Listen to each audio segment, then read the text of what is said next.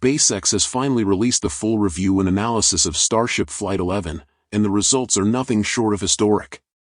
After carefully studying the buoy footage and flight data, we now know exactly what happened during the flight's final moments, confirming a massive leap forward for Starship's design and performance. This test not only marks the successful conclusion of the version 2 Starship era but also sets the stage for the next generation Starship version 3, a complete redesign that could change the future of space travel forever. From improved Raptor efficiency to upgraded structures and reusability systems, everything is about to evolve. Let's break down SpaceX's final Flight 11 results, what the buoy footage really revealed, and how this moment officially begins the dawn of Starship version 3. So, what exactly did SpaceX discover in their Flight 11 post-analysis, and how does this change everything going forward? Let's break it all down. Flight 11 marked the finale of Starship version 2. How advanced are the preparations for version 3? New test hardware was rolled out from the Star Factory. The newly released footage from SpaceX showcases the final performance of Starship version 2 in the old Pad 1 design, and it's nothing short of remarkable.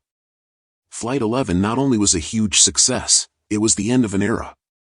Before we close this chapter of Starship history, we have one final look back at the lead-up to this important launch.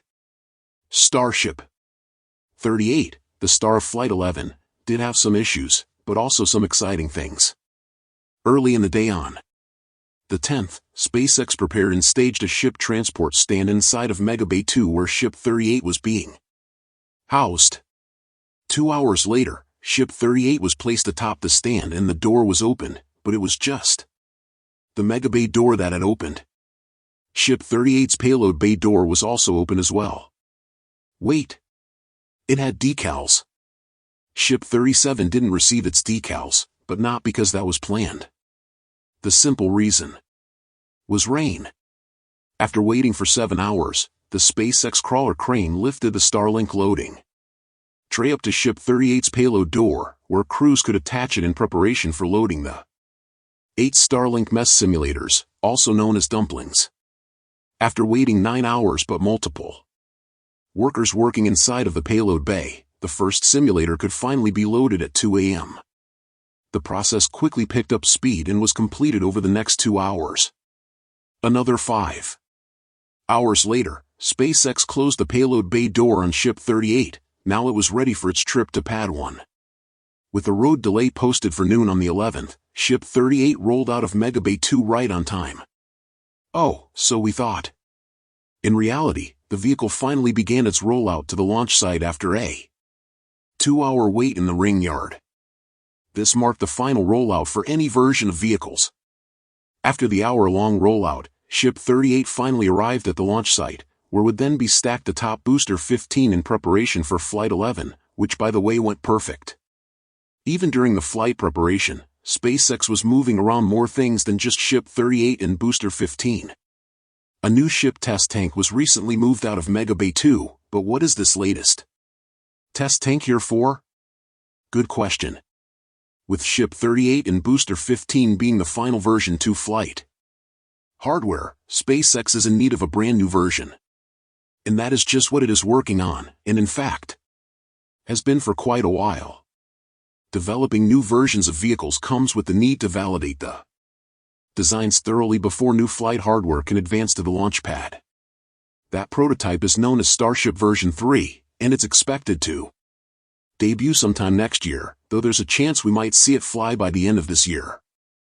The current Starship version, known as version 2, is already massive, standing about 403 feet tall, or 123 meters, when stacked with the Super Heavy booster. It's an absolute powerhouse. A single Raptor engine generates about twice the thrust of all 4 engines on a Boeing 747, and the Super Heavy booster alone puts out a staggering 16.7 million pounds of thrust, which is roughly 74.3 meganewtons. But as big and powerful as it is, the future variants are set to go even further. Version 3 will stretch slightly taller to 408 feet, or 124.4 meters, and Musk has already hinted at a future version that could reach a towering 466 feet. That's 142 meters, making it taller than many skyscrapers. While the outside of the Starship upper stage will look familiar, version 3 is a complete overhaul under the surface. It introduces the new Raptor 3 engines, which are simpler, more efficient, and significantly more powerful, delivering an estimated 280 metric tons of thrust each. These engines ditch the bulky heat shields, saving around 1.1 metric tons per engine, and feature a redesigned welded joint to improve strength while reducing weight. The goal here is to boost reliability, streamline manufacturing, and improve performance across the board. Bigger propellant tanks are also coming with this version, increasing payload capacity and reducing the number of refueling trips needed to top off a lunar-bound Starship. In addition, there are major updates to the vehicle's energy systems and onboard avionics, allowing it to handle longer missions in space. One visible sign of these changes is the addition of a docking adapter on the outside of the vehicle. This will be used when two starships link up for in-orbit propellant transfer, a critical step in making lunar and deep space missions possible. Version 3 isn't just a technology testbed, it's the version of Starship SpaceX plans to use for the next big milestones. That includes orbital missions, catching the upper stage on its return to the launch site, performing in-orbit refueling, and eventually flying to the Moon and Mars. Super Heavy is also undergoing big changes. Some upgrades have already been spotted rolling out of the Star Factory, including a redesigned fuel transfer tube that's about the size of a Falcon 9 first stage. It channels cryogenic fuel down to all 33 engines, making for quicker, more reliable boost back burns, and simultaneous engine relights. The booster's hot staging ring has been upgraded too, with more venting to manage the pressure from engine exhaust, and an extra steel layer to protect against the intense heating during stage separation.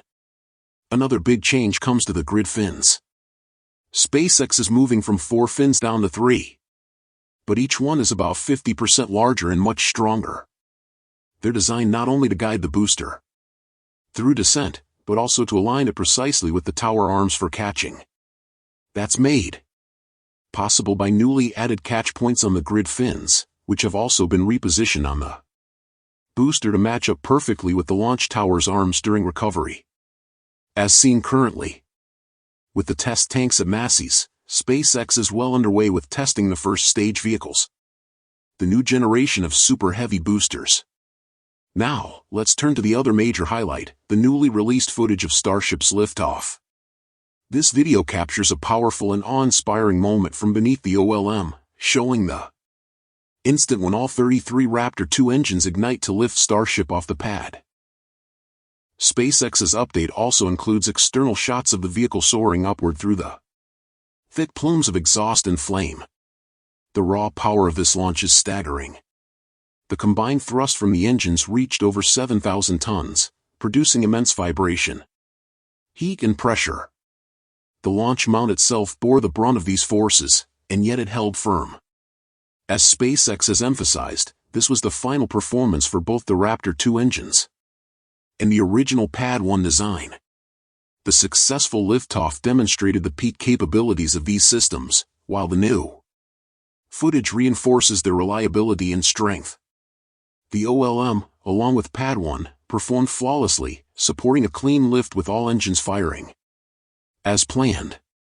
Remarkably, no structural issues or damage have been reported from the pad following the launch. In addition, the Raptor 2 era has officially reached its conclusion, paving the way for the next generation Raptor 3 engine. The new engines promise major improvements in efficiency, thrust and reliability, which will fundamentally transform the way Starship operates. Likewise, Pad 1 will be upgraded with a new design to accommodate these enhanced systems and support even more ambitious missions in the future. The successes witnessed during both the launch and landing phases of Flight 11 mark a defining moment for SpaceX. They provide a strong foundation for the company's transition into the next phase of Starship's evolution. The transformation of both the vehicle and its ground infrastructure has been underway for some time. During the Flight 11 webcast, SpaceX shared some jaw-dropping footage of the Raptor 3 engine in action, including the vacuum version. Commentators confirmed that the first flight-ready engines are already in production and will soon be ready for testing, potentially in time for Flight 12. In the coming months, SpaceX is expected to give Pad 1 a major overhaul as it gets ready to serve as a second launch site for the upcoming Starship version 3 flights. The upgrades will include a brand new orbital launch mount, an improved flame trench system to better handle the massive thrust, and updated chopsticks, the giant arms used to catch the booster, to support future recovery attempts. Starship Flight 11 wasn't just another test, it was the final chapter of the version 2 era and the foundation for everything coming next. With the buoy footage confirming a successful controlled descent and valuable post-flight data, SpaceX has everything it needs to make version 3 the most advanced spacecraft ever built. The next Starship will push boundaries we've never seen before: faster turnarounds, stronger engines, and a fully reusable orbital class system ready for Mars. If you're as excited as we are about the dawn of Starship version 3, make sure to subscribe and stay tuned, because the next flight could redefine the future of human spaceflight forever. Are you ready to witness that future unfold?